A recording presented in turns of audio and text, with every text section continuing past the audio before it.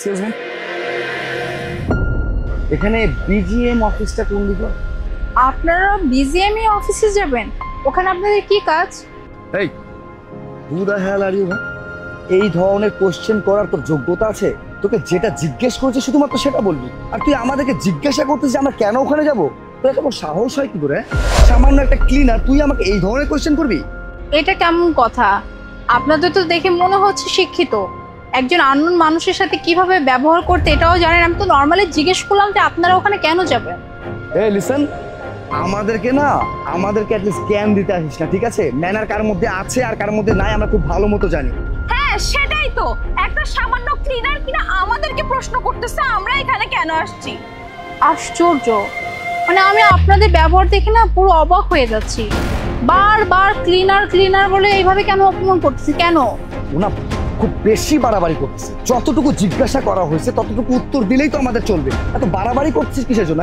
শোন, তোকে ভালোই বলছি, যা জিজ্ঞেস করা হয়েছে বিজিএম অফিসটা কোন জায়গায় সেটা বলবি। এই তো এর সামনে গেলে অফিস পেয়ে যাবেন। ছোট লোকের বাচ্চা, ক্লিনারের বাচ্চা, সবকিছুই বললো কিন্তু ঘুরিয়ে পেয়েছে। চল আমাদের ইন্টারভিউ দিতে হবে। এক মিনিট, আপনারা যে ইন্টারভিউ দিতে যাচ্ছেন আপনাদের ইন্টারভিউ তো আর হবে না। হোয়াট? ইন্টারভিউ দিতে পারবো না মানে? এই আমরা ইন্টারভিউ দিতে পারবো কি পারবো না সেটা তুই বল আর কি? হ্যাঁ আশ্চর্য, আমি না কোনো কিছু বুঝতে পারতেছি না। তখন থেকে শুধু কথা বলে আমাদের মাথাটা নষ্ট করতেছে। আমাদের ইন্টারভিউ যে হবে সেটাও মনে গোল্লায় যাবে এই ছোট লোকের বাচ্চা। সেটাই তো। এই তোর সমস্যা কি? হ্যাঁ আমাদেরকে যেতে দিচ্ছিস না কেন তুই? আমি বললাম মানে হবে না মানে হবে না। আচ্ছা আপনারা কি এই অফিসে, মানে যে অফিসে আপনারা ইন্টারভিউ দিতে যাচ্ছেন, এই অফিসের মালিককে কোনোদিন দেখেছেন? মানে মালিকের সম্পর্কে কিছু জানেন? লিসেন, মালিককে না আমাদেরকে দেখতে হবে না, মালিক উল্টো আমাদেরকে দেখবে। বিকজ আমরা খুব ভালো মতো জানি এই কোম্পানিতে জব করতে হলে না ঠিক কতটুকু যোগ্যতা লাগে, কতটুকু কোয়ালিফাই লোক হলে এই কোম্পানিতে জব করতে পারবে। শুধুমাত্র তোর মতো ছোট লোককে এতটুকু জানাই রাখি, আমাদের যা যোগ্যতা আছে না তা তুই চিন্তাও করতে পারবি না। আর আমরা আমাদের যোগ্যতা দিয়েই এই কোম্পানিতে চাকরি নিব। এখানে মালিককে দেখার আমাদের কোনো কিছু নেই। এত যে চটং করে আপনারা কথা বলতেছেন, দেখেন আবার যেন এমন না হয়ে যায় যে কোম্পানিতে আপনারা ইন্টারভিউ দিতে যাইতেছেন সেই কোম্পানির মালিকরা দেখে যেন আপনাদের পা থেকে বা মাটি খসে না যায়। কি কথাবার্তা বলে? মালিকের কথা শুনলে তাকে জানলেন নাকি আমাদের পায়ের নিচ থেকে মাটি সরে যাবে আর আমরা টুক করার মধ্যে ঢুকে যাবো, তাই না? যত সব ফালতু কথাকার। দেখ তুই যদি বেশি বাড়াবাড়ি করিস না তাহলে কিন্তু খুব খারাপ হয়ে যাবে। ম্যাডাম, আপনি এখন এখানে কি করছেন দাঁড়িয়ে? গাড়ি রেডি তো, ড্রাইভার ওয়েট করছে, চলুন। ও হ্যালো, কোট প্যান্ট পরা জেন্টলম্যান, দেখে তো আপনাকে শিক্ষিতই মনে হচ্ছে, ওয়েল এডুকেটেড।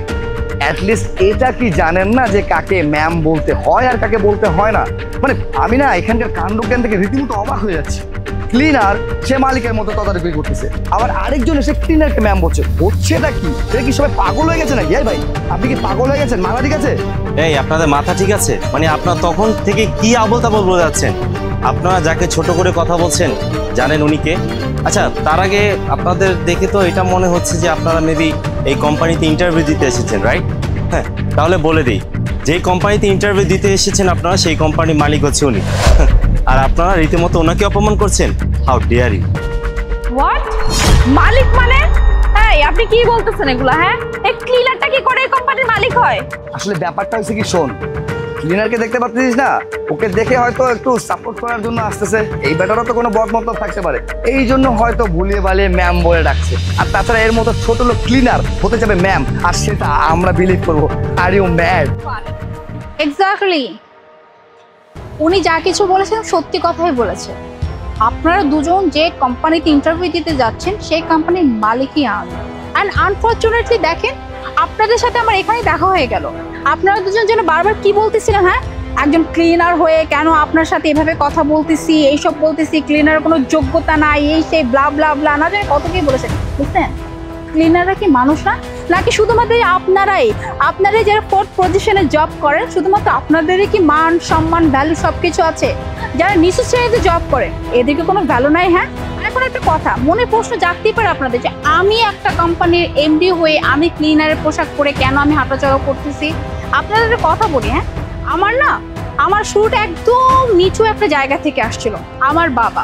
আমার বাবা একজন ক্লিনার ছিল, আর আমি ছোট থেকে দেখে আসছি বাবা ক্লিনারের কাজ করতো। কিন্তু আমার কঠোর পরিশ্রম আর বাবার কষ্টের ফলে আজকে আমি এত বড় একটা কোম্পানির এমডি। আর আমি না কখনোই কোনো কাজকে ছোট মনে করি না। এই যে কিছুক্ষণ আগে আমার ক্লিনার একটু অসুস্থ হয়ে পড়েছিল, তাই ও কাজটা করতে পারছিল না, তাই আমি ওকে হেল্প করার জন্যই আমি জাস্ট অ্যাপ্রনটা করে আমি ওকে একটু হেল্প করেছিলাম। আর কাজটা সেরে আমি জাস্ট আসছিলাম যে গাড়িতে আমি উঠবো। কিন্তু ভাগ্য ভালো যে আপনাদের সাথে এই রাস্তায় এখানে দেখা হয়ে গেল, তা নাহলে তো আমি জানতেই পারতাম না যে আপনাদের মতো দুইটা ম্যানারলেস পিপল আমার কোম্পানিতে জব নিতে আসছিল। এনিওয়ে, একটা কথা বলে দিই, আপনাদের মতো মানুষ আমি আমার কোম্পানিতে অ্যাজ এ সিকিউরিটি গার্ড হিসেবে কখনো রাখবো না, বিকজ আমার কোম্পানির প্রত্যেকটা employee well manner, well educated. Ma'am please ma'am, I am extremely sorry. আসলে আপনার এই পোশাক আশাক দেখে না আমরা কোনোভাবেই বুঝতে পারিনি যে আপনি পিজিএম কোম্পানির মালিক। বিশ্বাস করুন ম্যাম, এই জবটা আমার ড্রিম। আমার যদি জবটা না হয় তাহলে আমার অনেক বড় ক্ষতি হয়েছে। প্লিজ ম্যাম, প্লিজ এবারের মতো মাফ করে দেন ma'am, please. Yes ma'am, please আমাদেরকে ক্ষমা করে দিন। এই জবটা আমাদের জন্য খুবই ইম্পর্টেন্ট ম্যাম। আমরা বুঝতে পারছি আমরা আপনার সাথে খুবই মিসবিহেভ করেছি, কিন্তু ট্রাস্ট মি ম্যাম, আমরা আপনাকে চিনতে পারিনি। প্লিজ ম্যাম, আমাদেরকে ক্ষমা করে দিন। লিসেন, আপনাদের এখন সরি বলে কোনোই লাভ নেই।